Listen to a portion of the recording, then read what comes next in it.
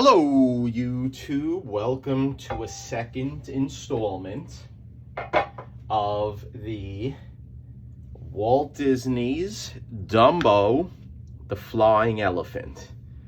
Now, what I want to say about this is that I'm filming this after the debacle with the Captain Marvel Adventures, number 27, but we're going to try to forget about that. What we did with this book, if you recall, is that I placed it last time in the humidity chamber.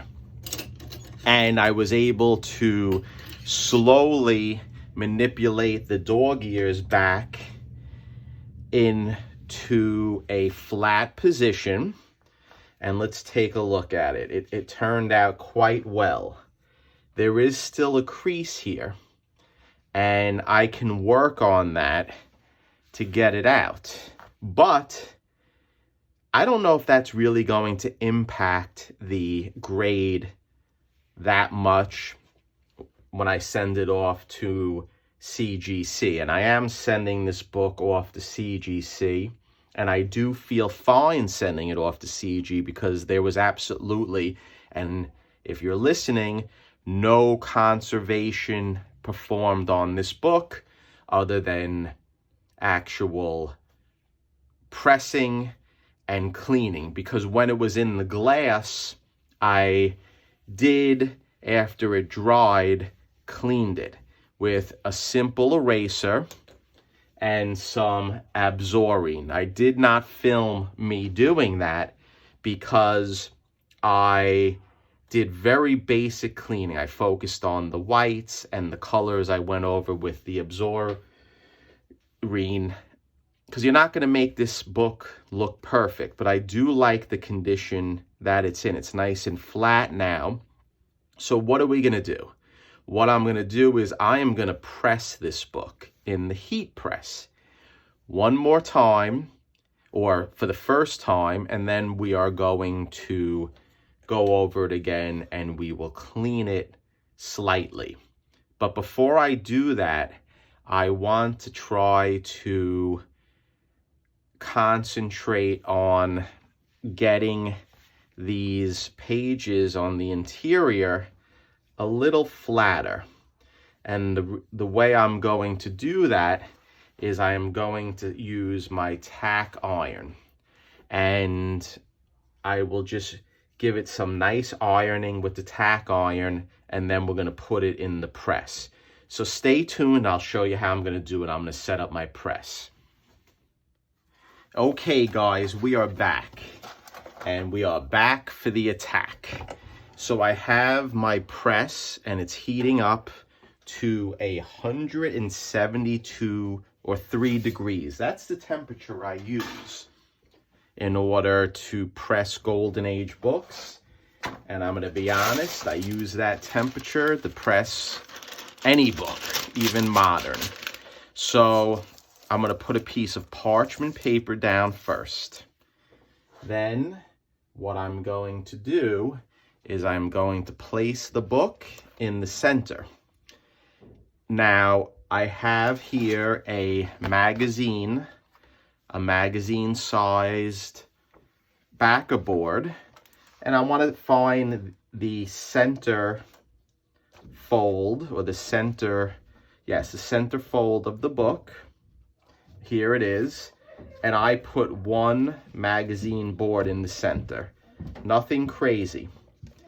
Then what I do for Golden Age books, and I change this, it's not a constant thing. I'm going to put another piece of parchment paper between the first page and the cover.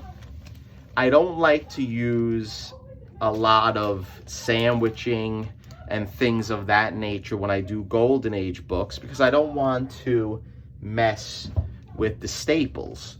Because as you know, staples are very delicate in the Golden Age due to the fact that the book is, you got it, very old. And I'm also not that super concerned with this book as at this juncture with dealing with spine roll, because listen, it's in good shape and I'm not going to get it perfect, and I don't want to manipulate it too much with the risk of damaging the spine. So I'm going to do my best to try to get this spine roll a little bit better, just like that, before we clamp down on the press. Okay, so we'll work on that a little bit better, because right now what I have is my tack iron heating up on the side off camera, and I want to concentrate the tack iron on the folded area of the interior that I flattened out, which I called ancient dog ears. I want to concentrate on that, and here you go. This is the area I want to try to flatten out a little bit better. So I'm going to lift the cover, and we're just going to run the tack iron on that seam before we press the book. We're going to loosen it up. I'm going to try to get the pages nice and flat using the tack iron before we go about using the actual press itself. And then what I do is I will take a spoon and I will work on the seam as well a little bit more. So I'll do this several times and I'll do it off camera, but that's the main gist.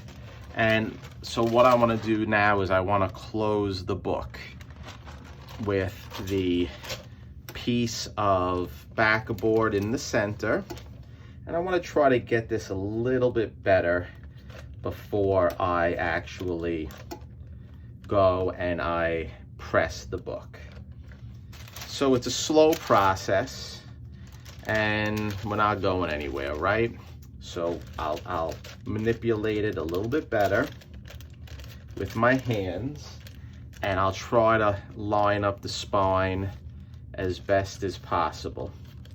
So once I have that done, what I do is I keep my fingers on the cover by putting pressure on it. And I think that I lined up the spine a better than it was, but we'll adjust it. It's a slow process, and I'll focus on this corner one more time, trying to flatten out the actual creases that developed with the ancient dog ears.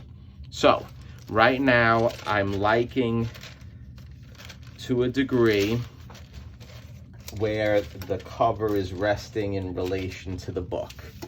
So I put pressure on with my hands, and then what I do is I will slowly put on the top piece of metal, and then I'll continue the pressure on it.